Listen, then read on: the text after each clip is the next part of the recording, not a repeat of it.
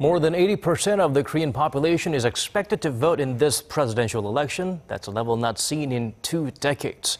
Our Soo-young shows us how voters were encouraged to hit the polls and what needs to be done to make those ballots count.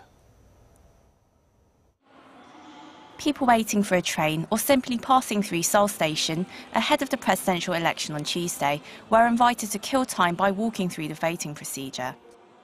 This mock voting booth is just one of the gimmicks Korea's National Election Commission has initiated to encourage citizens to cast their ballots. Other Get Out the Vote campaigns feature celebrity endorsements and encourage the public to post selfies on social media. And this year, for the first time, Koreans have been allowed to upload photos of themselves gesturing or indicating the number of their preferred candidate. In the past, we simply reminded people to vote. But nowadays, it's all about communicating and building an understanding with voters through participation. So we've initiated street concerts and open discussions for citizens. Voter turnout in both the presidential and parliamentary elections over the last 2 decades has amounted to some 63%. While the presidential election turnout is above the OECD average of around 70%, there's still room for improvement. The turnout in elections differs depending on what kinds of issues are at hand that year. Also, Korea has some form of election every year, so the level of interest can falter compared to some European countries where there is just one general election every 4 years. To increase voter turnout, there are currently 26 countries that enforce mandatory voting laws with varying penalties for those who don't cast their ballots. The difference in turnout between countries with enforced compulsory voting and those without compulsory voting is about 10 to 15 percentage points. And another interesting thing is that in countries that have switched from compulsory voting to voluntary voting, and this includes the Netherlands and Chile and Venezuela and others, turnout has dropped sharply. But I think in most countries without compulsory voting, if you were to introduce it, a lot of people would become quite upset. In the United States, for example, I think many people see the right not to vote as part of the freedom of expression.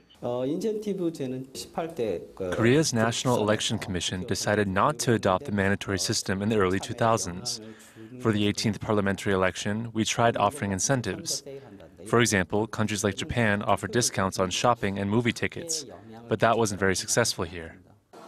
Most experts believe the turnout rate in Korea can be boosted without mandatory voting or incentives. Unlike countries such as Australia or the Netherlands, where citizens must register to vote, Koreans can head straight to the polls. Also, the early voting system launched in 2013 has so far proven to have lifted turnout. We should add more days to the early voting period beyond the current 2 we have now and extend the voting hours. We could also introduce electronic or online voting, allowing many more citizens to participate at a lower cost.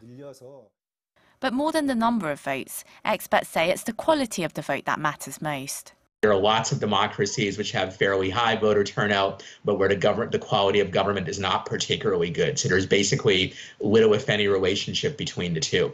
There's even some reason to believe that in some situations, higher turnout actually makes things worse. Because as I mentioned before, you get more people voting who have low levels of political knowledge. In Germany, where the turnout is near 80% without mandatory voting, the value of politics and democracy and the notion that a single vote contributes to making government better is embedded in public education. That's something Korea should consider encouraging. Experts say increasing the number of informed voters through greater accessibility and better civic education is what counts the most toward creating a stronger democracy. Soo-young, Arirang News.